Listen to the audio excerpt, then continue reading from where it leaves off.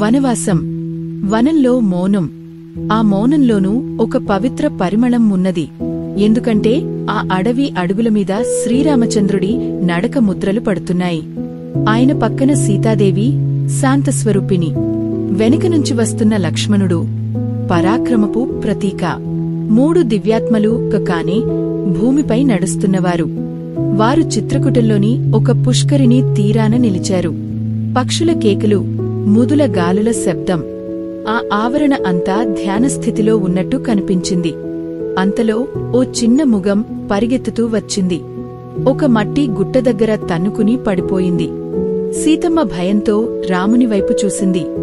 ఆ ముగానికి ఏమైనా అయిందేమో స్వామీ. రాముడు తడిమి పరిగెత్తాడు. వెన్నెలలో మెరిసే పళ్లపు పొదల మధ్యనుంచి జాగ్రత్తగా అడుగులు వేసి ముగం ఉన్న చోటికి చేరాడు. ముగం అక్కడలేదు, కాని అక్కడుంది. ఒక పొద. దానిలోని ముల్లు అతని పాదాన్ని తగిలింది. కన్నీటి బిందువుల్లా రాముని పాదనుంచి చుక్కగా రక్తం జారింది. 1 బిందువు, 2 బిందువులు. ఆ రక్తం నేలపై పడగానే భూమి చలించిపోయింది. ఆకులు కదలలేదు. ఆకాశం శూన్యంగా మారింది.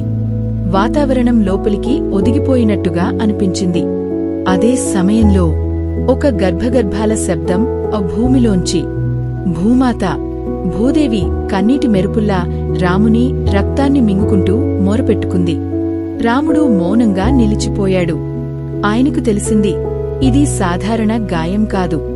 ఇది భూమిపైనే కాక భూమి గర్భాన్ని స్పర్శించిన పవిత్రపు బిందువు. నాకు గాయమయిందా, లేక భూమికి ఓ గాయమా ఇది? ఇలా మౌనంగా నిలిచిన రాముని చుట్టూ వలయాల్లా ధ్వని తలెత్తింది. ఆ రక్తపు చుక్కలు భూమిని భయపెట్టలేదు, భూమిని పవిత్రం చేశాయి. కాని ఆ పవిత్రతతో భూదేవి బాధపడటం ఎందుకు? ఇది ఏ రహస్యమా? ఆ రాత్రి సీతారాములు ఆశ్రయించిన కొమ్మల నీడలు, ఆ భూమిపై పడిన రక్తపు చారలు భవిష్యత్తులో ఒక శిలగా మారబోతున్నాయి. ఇది వారికి తెలియదు. ఇంతలో అరణ్యంలో ఓ అలజడి. రాముడు వెనక్కి తిరిగాడు. వెనక నుండి నీలి వెలుగులో నడిచేస్తూ ఒక నారీమూర్తి. ఆమె ముఖం తడిగా ఉంది. ఆమె సన్నద్ధత భయంతో మిళితమై ఉంది. ఆమె భూదేవి. ప్రభూ, మీరు గాయపడటం మాకు శాపం.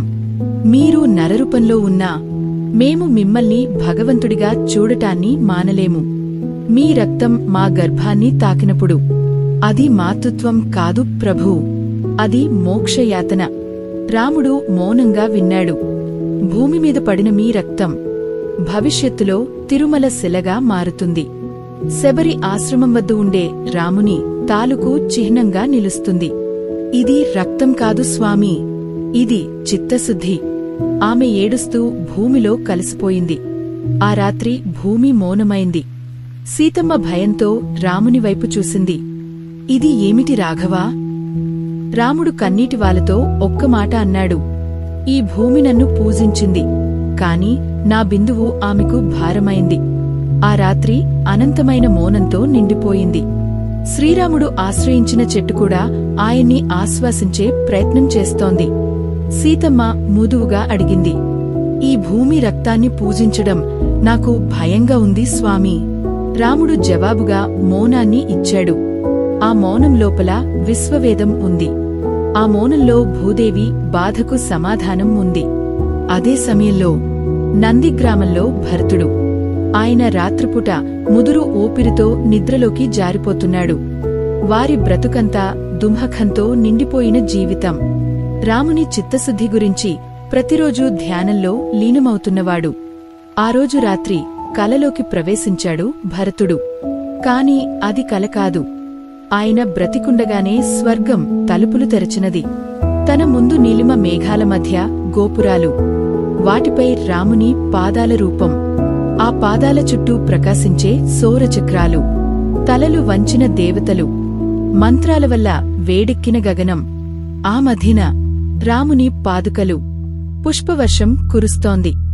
వేదమంత్రాలు వినిపిస్తున్నాయి. శ్రీవత్సాధారణం రామం శ్రేయః స్వరూపిణం చాయత్. దేవతలు పూజిస్తున్నవి రాముని పాదుకలు. భరతుడు మైమరచిపోయాడు. అతనికి అర్థమైంది. రాముని తల్లడిల్లిన పాదాలు స్వర్గానికే అధిపతులు. ఆయన భయపడిపోయాడు. నేను ఈ పాదుకల ద్వారా పాలిస్తున్నాను. అవి స్వర్గానికి చెందినవి.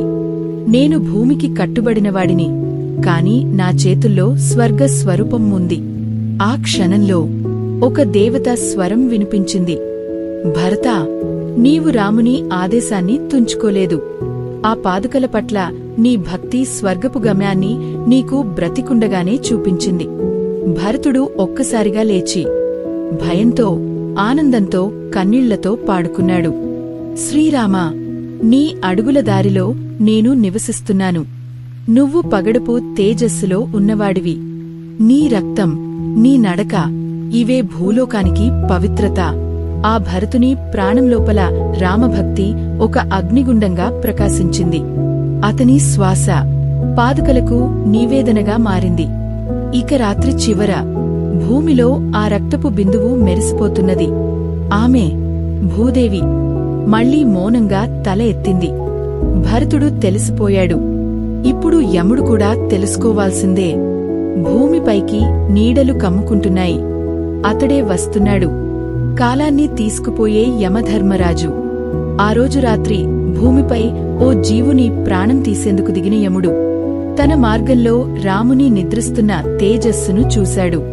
తను ముందుకు నడిచే ప్రయత్నం చేశాడు, కాని ఒక్క అడుగు వేయలేకపోయాడు. ఈ తేజం నా భయాన్ని కరుగుతుందో లేదో కాదు, ఇది నన్ను నిలిపేస్తోంది. అతనికి తెలియకుండానే అతని కళ్లలోకి దివ్య కాంతి ప్రసరించింది. రాముడు మెల్లగా శ్వాస తీసుకుంటున్నాడు. ఆ శ్వాస యముడిని తడిపేస్తోంది. ఆ గాయపు చోటు దగ్గర పడిన రక్తం ప్రకాశిస్తోంది. యముడు అర్థం చేసుకున్నాడు, ఇది గాయం కాదు, ఇది ఆజ్ఞ. ఈ రక్తానికి సమాధానం చెప్పే అధికారం నాకు లేదు. యముడు తన స్థానాన్ని మరచిపోయాడు. తన దేహాన్ని భూమిపై పడేశాడు. శవాసనంలో రాముని పాదాల దిశగా, తన కనురెప్పలలో భయంతో కాదు, పూర్తి లలాటంతో, రామా, ఈ పాదాల చుట్టూ నేను తిరుగుతాను. నువ్వు నిద్రలో ఉన్నప్పటికీ నీ రక్తం నన్ను చైతన్యపరుస్తుంది. నీ పాదాలకు నేను శవము మాత్రమే. అందుకే ఆ రాత్రి రాముని గాయానికి రక్తం కేవలం గాయమే కాదు, ఒక మానవుడి బాధ కాదు, అది భూమికి ఒక మేలుకల. భరతుడికి స్వర్గదర్శనం, యముడికి లలాట జ్ఞానం.